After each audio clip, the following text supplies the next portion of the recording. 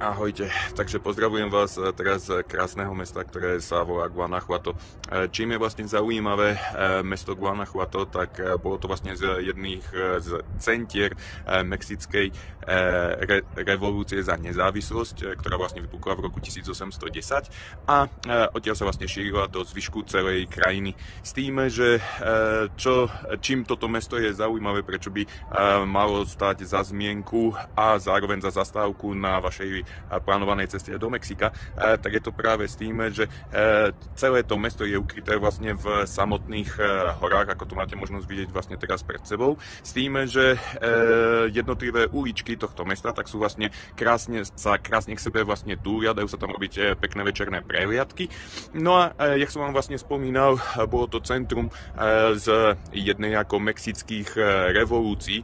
Prečo? Tak je to práve vďaka tejto budove, ktorú vidíte, taká hranatá, ktorá sa volá Alhóndiga. Čím je vlastne zaujímavá, tak bola to vlastne španielská pevnosť, ktorú dobili vlastne ako prvú samotní mexickí revolucionári pod vedením revolucionára Miguela Hidalgo. Čím je vlastne zaujímavá, tak s ňou je spojený vlastne jeden taký heroický výkon jedného baníka, ktorý sa volal Pipila. Čím je vlastne zaujímavé, tak ten heroický výkon podal tým, že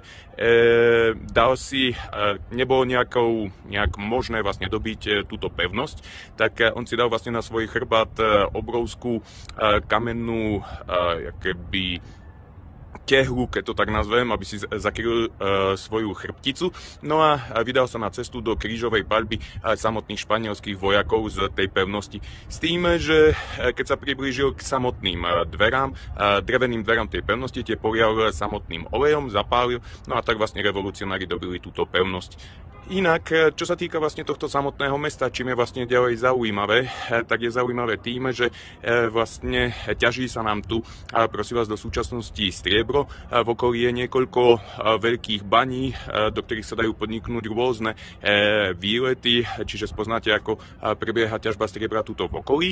No a v neposlednom rade celé to mesto tak je tvorené sieťou malinkatých uličiek, ktoré stoja za zmienku ako na navštívanie hlavne vo večerných hodinách, kedy v tomto meste tak prebiehajú tzv. Callejonády. Čo to je? Tak sú to také ako miestnymi umelcami, keď to tak nazvem, tvorené rôzne známe mexické piesne, kde sa vlastne veľa tancuje, veľa pije, takže určite, keď sa vydáte na Callejonádu, tak veľa si toho z nej asi nebudete pamätať. Takže určite toto mesto vám veľmi odporúčam. Krásne, farebné mesto.